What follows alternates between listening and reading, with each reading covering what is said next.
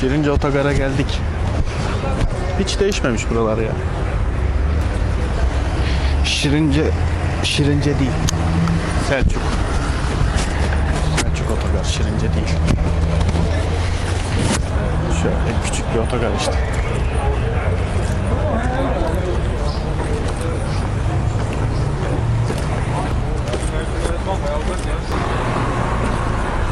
Çay mı içsek?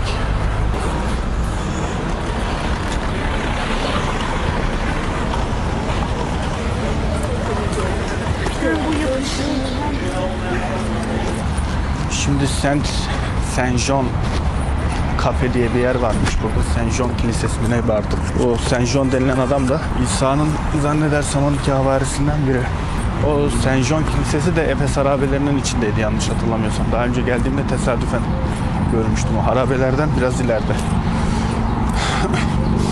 Onun adına bir kafe açmışlar. Kahvesi güzelse içeceğiz. Neredeymiş bu?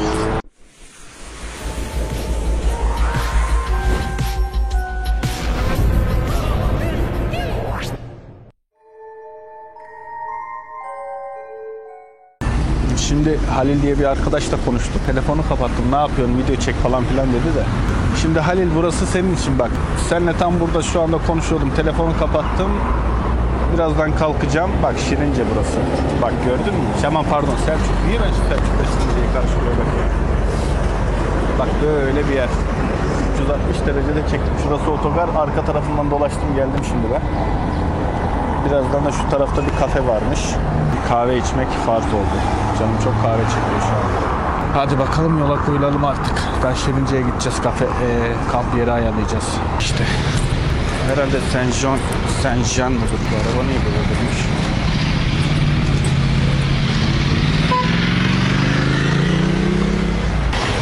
Neydi o kafe ya? Saint Jean Cafe Shop. Aha ışık mı yani? Hala yaya duruyor. Şimdi bir taraf yanıyor, bir taraf duruyor.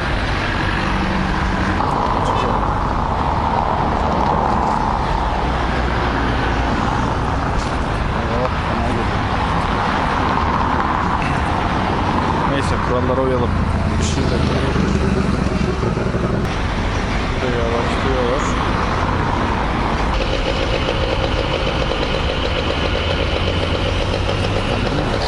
O ışık yanana kadar. Vay be sen ne güzel bir yermiş.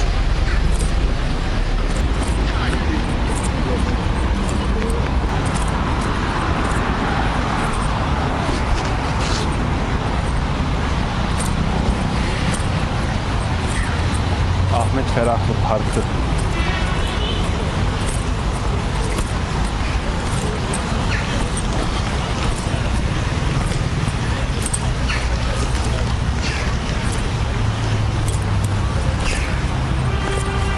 Kuzeybatı yönünde ilerleyin. Kuzeybatı ne taraf? Sen niye bana kuzeybatı diyorsun? Sağda solda kuzeybatı ne ya? Ana burada ne güzel yerler var. Ne? Kumpirci. Caddenin içinde bir yer var.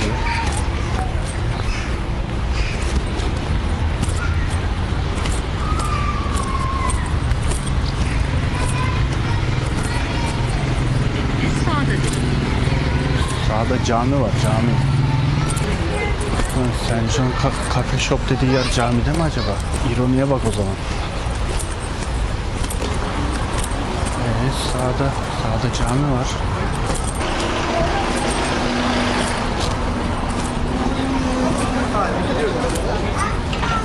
Şurası.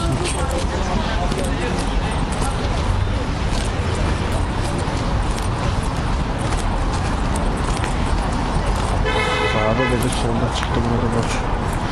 Kapalı. Bize bugün kahve içmek aram herhalde. Kafeterya, adam gibi şöyle filtre kahve içecek bir yer yok mu ya? Şurada bir oturayım biraz. Başka bir yer bakayım. Şu ağaç neymiş öyle? Mor yaprakları var. İlginç bir ağaç.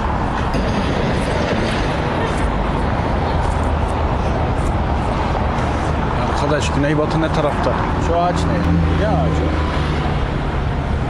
Şuradan devam. Şu an kafe shop'tan yukarıya, yani şuradan yukarıya çıksak da olurmuş.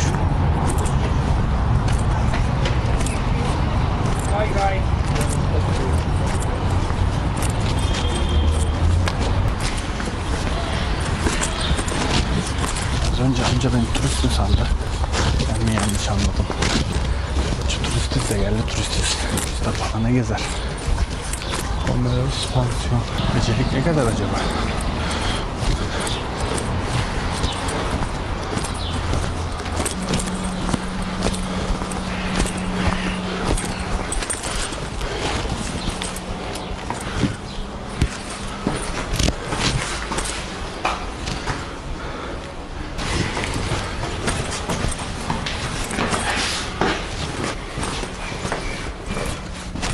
Kolay gelsin.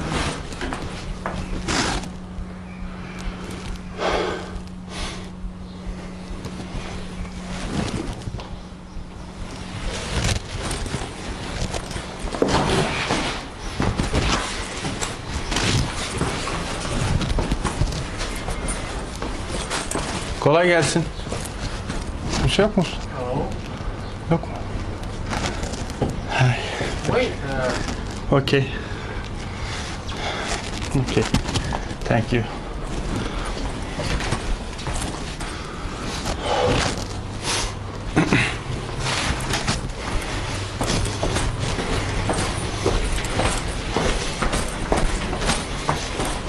Güzel kokuyor buraya.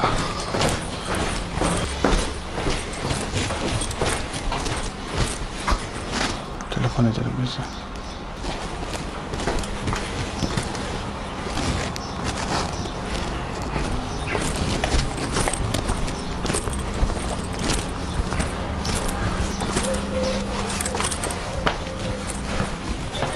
Alo, kolay gelsin. Abi pansiyonlamanın geceliği ne kadardı acaba? Konaklam. Bu akşam için örneğin. Tek. Evet. Tamam. 120. Tamam peki abi. Ben bir bak. Tamam. Ha tamam peki. Çok sağ olun hocam. Tamam. 69. Tamamdır. Çok teşekkürler. Sağ olun. Sola dönün. Homeros'a girdim. Çok güzel yerde de. 120 lira dedi. Ama adam ilgiliydi biraz da. Ne?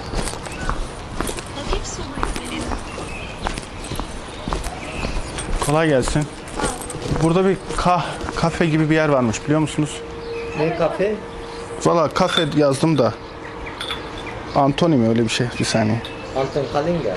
He. Ha, Kalingen. Ne tarafta? Şu aşağıdan iniyorsun solda. Çok teşekkürler, sağ olun.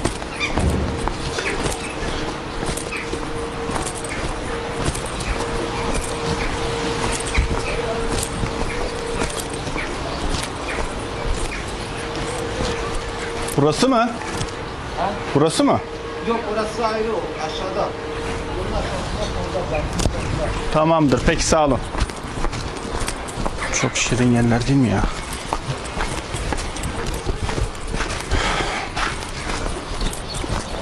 Şu Homeros pansiyonda kalmak isterdim ya. Yani 120 lira dedi. Güzel yer ama işte sırf atmosfer için o kadar para vermeye gerek var mı? Ama güzeldi. Adam da ilgiliydi sağ olsun. Şey dedi, 60-70 liraya barın diye bir yer varmış. Camiler falan çok değişik.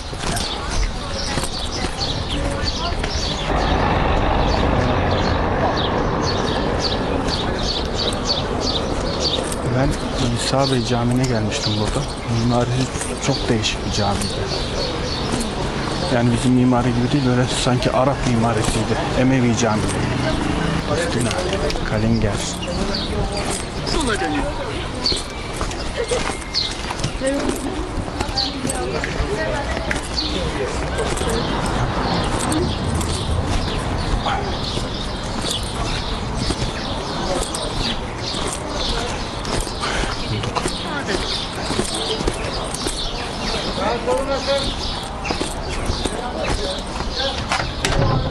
Her taraf kapalı ya.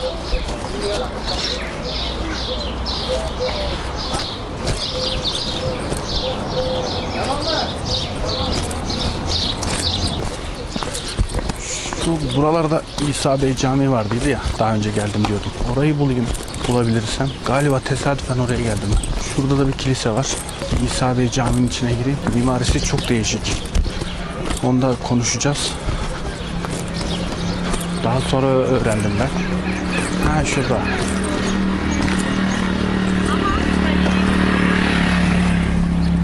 Şurası İsa Bey Camii. Restorasyon yapılıyor herhalde.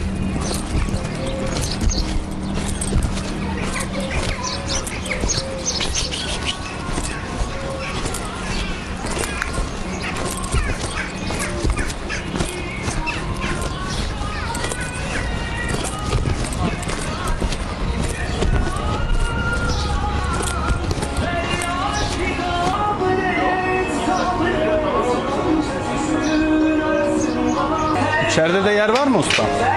Bir de kamp yeri var mı ustam buralarda? Çadır kurabilecek yer var mı? Pamucak da var abi. Ne kadar sürer? Böyle garden camping var. İstersen ileride. Ha doğru, bu yakın mı? Ve şu İsa Bey Camisi'nin oradan dümdüz gidiyoruz. Çok güzel bir yerde soluklandım. Şimdi karşımızda İsa Bey Camii. Hani İsa Bey'dir inşallah, bir yanlışlık olmasın. Ha şurada yazıyor İsa Bey Camii.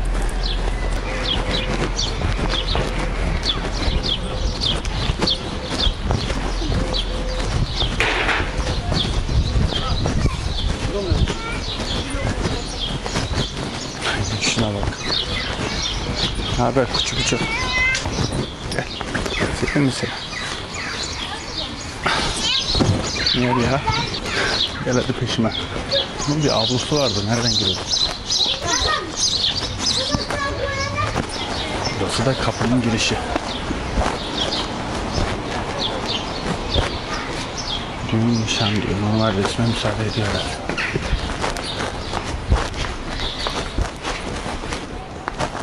Avlusu da böyle bir cami. Sütunları getirmişler, koymuşlar buraya. Bunlar hep Efes'ten getirilen sütunlarmış.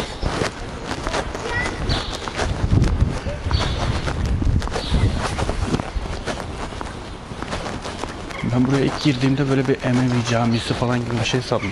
Sonradan öğrendim. Burayı yapan mimar Şamlı bir mimarmış. Arap mı değil mi pek bilgim yok da muhtemelen Arap'tır. O yüzden böyle Arap camilerine, hani Emevi camilerine falan benziyor.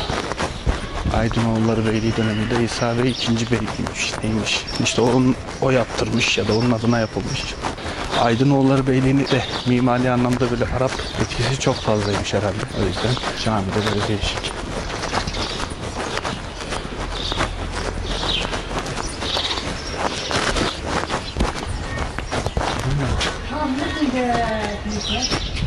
Kapalı mı orası?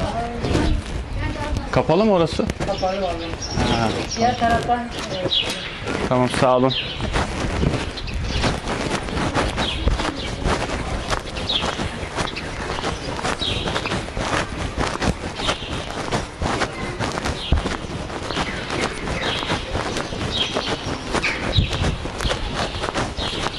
Minaresini restore ediyorlar herhalde.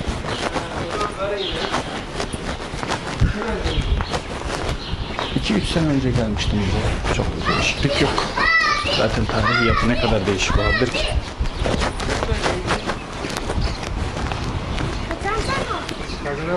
Şöyle bir de etrafını dolaşalım. Yani dediğim gibi Aydınoğulları Beyliği döneminde herhalde hakim, mimari anlamda hakim kültür Arap kültürüydü. Yani bu Emeviler vesaire, onların kültürü hakimdi galiba.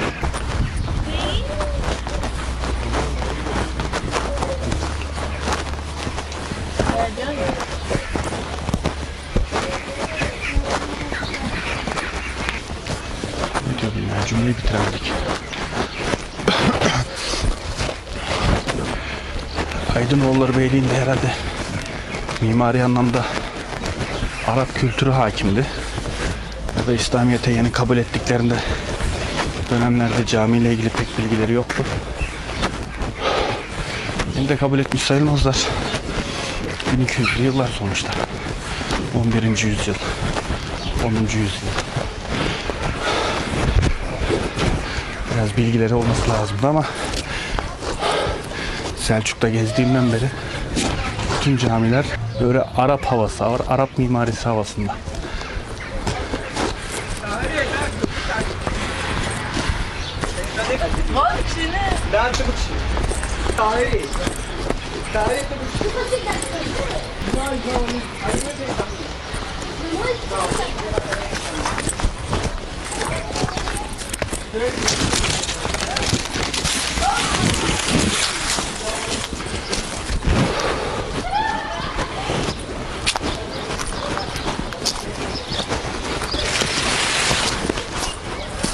O da mı gitti ya?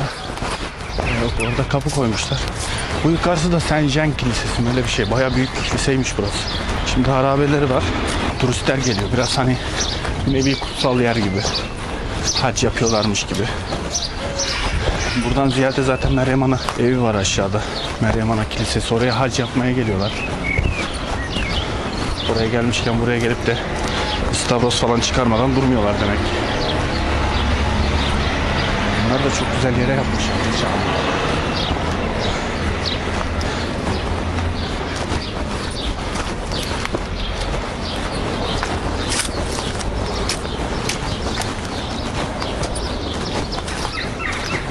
Baksana. Az önce aşağıda dedim. Camide o ortadaki sütunları Efes'ten söküp getirmişler oraya. İşte Korint başlıklı sütunlar. Doğru başlık. Doğru yoktu galiba. Korint mi onların hepsi? Söküp getirmişler. Camiye koymuş. Hani süs olsun, dekorasyon olsun diye. Özel bir, farklı bir amaçla ya da niyetle değil, tamamen herhalde dekorasyon olsun diye. Şimdi şuraya bir çıkalım. İnşallah girişte para yoktur ha. Çünkü Efes'e gidip müze kart çıkartacaktım. Böyle yerlerde de müze kart basmıyorlardı muhtemelen.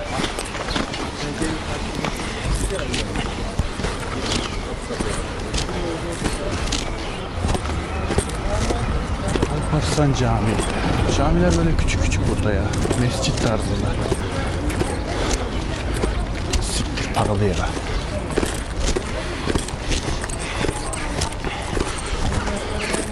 Keşke müze kartımı çıkarsaydım. Müze kart çıkarabiliyorsak çıkartayım şurada ya.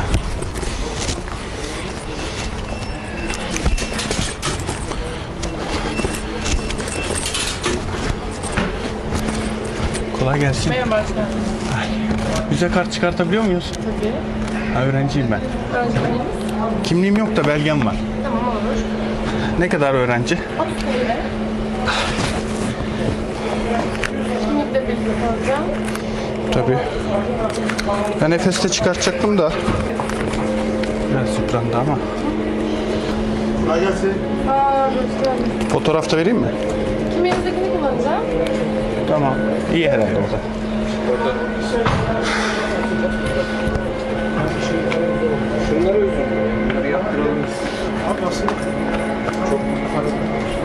Normal bilet ne kadar giriş? Nasıl? 15. Öğrenci 30. Müze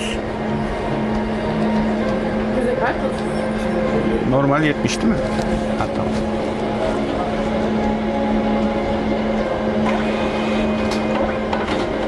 Nakit mi olacak?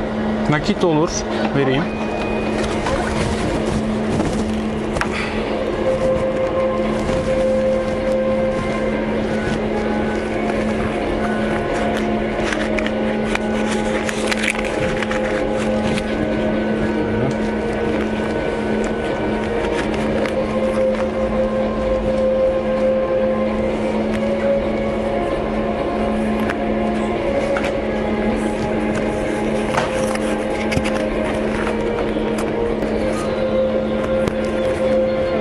Sağ olun. Kolay gelsin. İyi günler.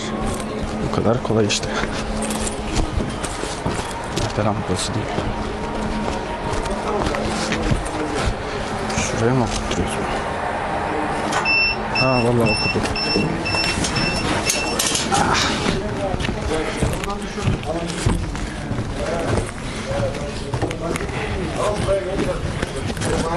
Şöyle bir durum var. Ben tamam öğrenciyim.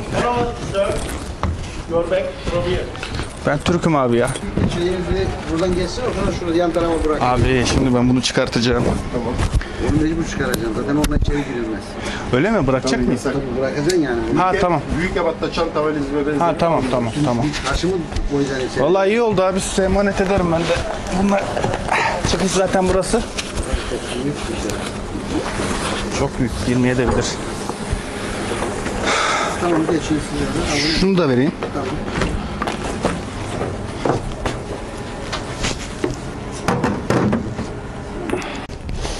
Ulan çantayı sokmadılar.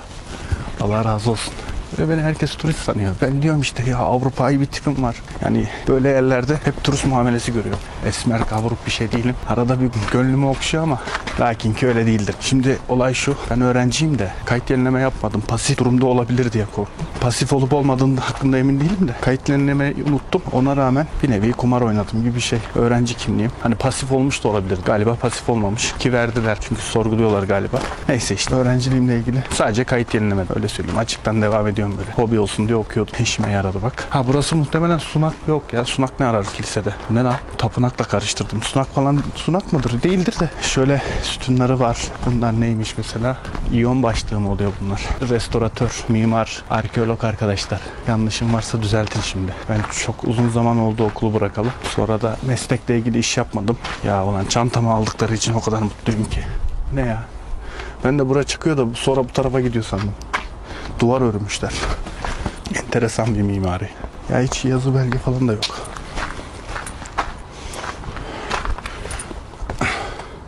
Ya bir şeyler yazsaydınız, şurası şu alana, burası bu alana. Yazıyor da ben mi göremiyorum acaba? Burada mozaik gibi bir şey var muhtemelen. Koruma altına almışlar. Su almadık bak yanımıza. Ne diyor? Kazı alanına girilmez. Kazı alanına girmeye meraklı değiliz zaten. Sonra ben girmiştim ama daha önce geldiğimde buraya girmiştim. Kazı alanına. Kazı da durmuş sanki.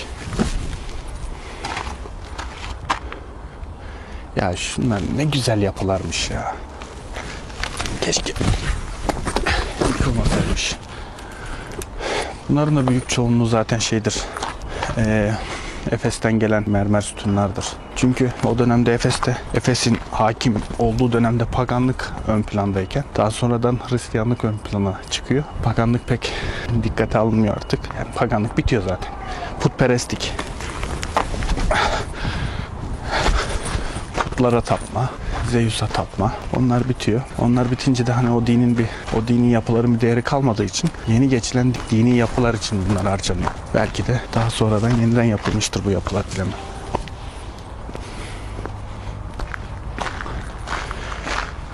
Ya bir şeyler anlatacağım da hiç açıklayıcı bir şey yok ki. Ne diyor? Milattan sonra 2. yüzyıl başında ortaya çıkan Hristiyan inancına göre Aziz Yunan'la Saint Theolos, Theogolos, İsa'nın en genç havarisi, İncil ve Apokalips'in yazarıdır. Milattan sonra 431 yılında ki Efes konsül belgelerine dayanarak Aziz Yuhanna Meryem Ana ile birlikte milattan sonra 37-48 yıllarında Efes'e geldiği ve burada yaşayıp öldüğü kabul edilmektedir. En azından bilgi var. Tabela gözüme alıyor. Ondan sonra Çarmık'taki Hazreti İsa annesinin en sevdiği genç havarisi Yuhanna'ya emanet etmiş ve bundan sonra havari onu kendi evinde barındırmıştır. Bu görüşe inananlar daha sonra ikisinin birbirinden ayrılmadıklarını ve Saint-Jean'in Efes'e geldiğinde Meryem Ana'nın da onunla birlikte olduğunu kabul eder. Aziz Yuhanna 67 yılından itibaren Asya'da ve Efes olduğuna hiç şüphe yoktur. Ancak Aziz Paulus milattan sonra 55-58 yılları arasında Efes'e gelmiş ve daha önce Saint-Jean tarafından oluşturulan ilk cemaatlere yeni cemaatler eklenmiştir. 67 yılından sonra Aziz Pertus ile birlikte İncil'i vaaz etmeye başlayan Aziz Yuhanna, Efes'te İmparator Domitianus tarafından 2 kez öldürülmek istenmiş ve ikisinde de mucizelerle kurtulmayı başarmıştır. Daha sonra 81 yılında Patmos adasına sürgüne gönderilmiş ve 95 yılında tekrar Efes'e dönmüştür. Son yıllarını Efes'te Ayasuluk tepesinde geçiren Aziz Yuhanna İncil'ini ve mektuplarını burada yazmıştır. Yaklaşık olarak 100 yaşında ölmüş ve vasiyetine uygun olarak Ayasuluk tepesine gömülmüştür. Hristiyanlığın yayılmaya başladığı dönemde milattan sonra 300 yıl civarları mezarı üzerine bir martirion anıt mezar yapılmıştır. Daha sonra da bu anıt mezar ahşap çatılı bir bazilika içine alınmıştır. Bunları biliyordum zaten de tarihleri falan bilmiyordum öyle detaylı. Yani bir kısmını biliyordum. Meryem Hanım'ın Efes'te yaşadığınla ilgili rivayeti biliyordum.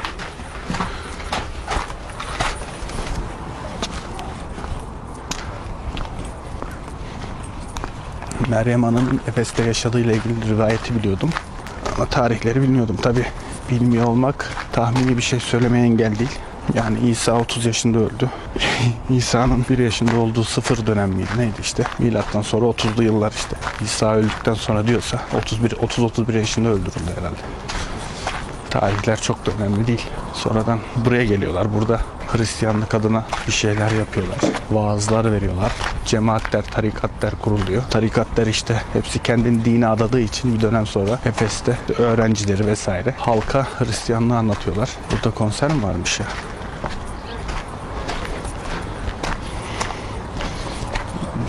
Bir zaman sonra Roma İmparatorluğu, yani imparatorluk mu o dönemde bilmiyorum, cumhuriyet de olabilir. Kaç kez rejim değiştirmiş bir devlet.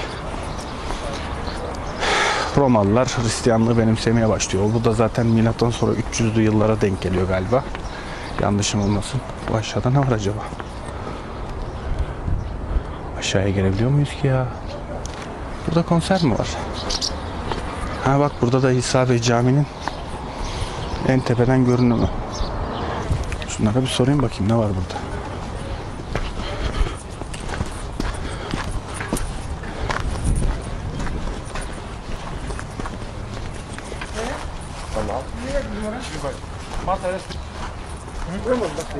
Kolay gelsin. Konser mi var burada? Evet, konser var. Hayır, evin tatlarında onlar. Biletli mi giriş? Biletsiz.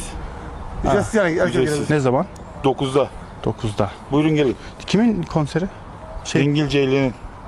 Piyanist herhalde. Piyanist. Anladım. Tamam. Tamamdır. Peki, sağ olun. Dingil mingil dedi ya. Cingil mi dedi? Dalga geçmediyse iyi. Yok, dalga geç ya, ismi anlayamadım. Cingil mi dedi? Akşam gelsem mi ki ya? Ama o zaman kalacak bir yer bulmam lazım. Şuralar ne acaba?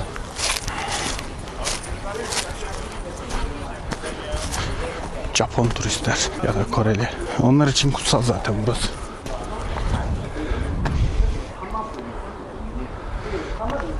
Ya bunların hepsini bize anlatmışlardı. Bu kilisenin bölümleri falan.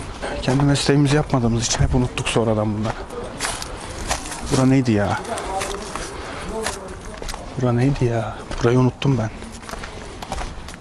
Ya kiliseden çok tapınak bölümlerini anlatmışlardı. Onları da unuttum, ayrı bir şey de. Ya aklımda da Cella duvarı bilmem ne falan filan. Bir de zaten bunlar. Bunlara dikkat ederseniz tamamen özgün bir mimari değil. Bunlar pagan inancındaki tapınaklara eklemeler yapmışlar. Normal pagan putperestlerin tapınakları üzerinde değişiklikler yapıyorlar. Onlardan esinleniyorlar falan. Camiler o konuda özgün müdür? Yoksa onlar da diğer kendinden önceki semavi dinlerden mi esinlenmiştir? Hiç bilmiyorum. İşte tapınağın da hali bu şekilde şu anda. Aman ne tapınağı. Kilisenin hali bu şekilde. Ya iyi ki çantamı aldılar ha. Kuş gibiyim şu anda. Oh, mis gibi. Bak. Bak şimdi şunlar Arap yazıları. Şurada sarık, Osmanlı mezarlarında olur ya böyle sarıklı gibi mezar taşları olur. Onlar falan demek ki daha sonra Osmanlı döneminde de kullanılmış buralar. Şu kale. Ben bu kaleyi buraya kadar geldim görmedim. İlk geldiğimde görmemiştim. Daha sonra YouTube'dan falan gördüm. Bak, Google'da, internette falan gördüm. Ahşap yol. Nereye gidiyormuş? Şu piyanist şantörün resitaline gelsem mi acaba? Masa falan kuruyorlardı orada. Kanepe manepe yeriz, akşam yemeğe beleşe gelir. Ana bu ne? Kafe mi lan bu? Bir çay içeyim mi şurada? Ana, çay içerim ben burada. Ya bu benim sıcak meşrubat, sıcak şeylere olan düşkünlüğüm var ya. Başımı yiyecek bir gün. Filtre kahve varsa var ya, çok mutlu olacağım. Bugün kahve içemedim değil mi ben hiçbir yerde? Mükemmel. Orada kapalı.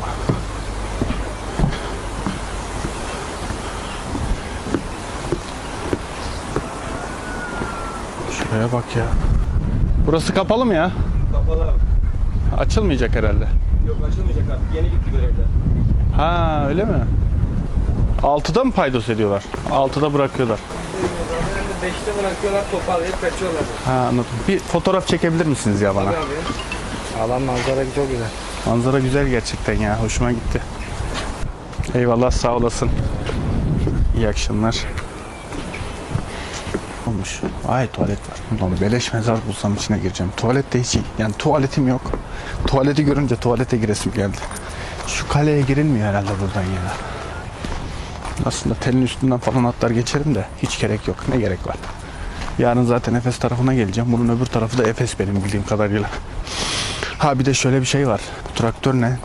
Dekor olsun diye mi koymuşlar? Bak bu traktör de Roma döneminde tarlaları sürmek için kullanılıyormuş. Ana bura kapalı. Ya buranın başka giriş var mı yoksa saati geçti diye mi kapattılar? Ne diyecektim? Ha bir de şu var. Bu İsa Bey Camii'nin adresine bakın. Saint Jean Kilisesi Cami Yolu Caddesi mi ne? Öyle bir şey diye geçiyor. Ana sen nesin lan? Dur vallahi kaçma. Yaprak mı yiyorsun lan sen? Papatyayı bulmuş. Papatya falan mı bakıyorsun? Ne güzel şeysin sen ya.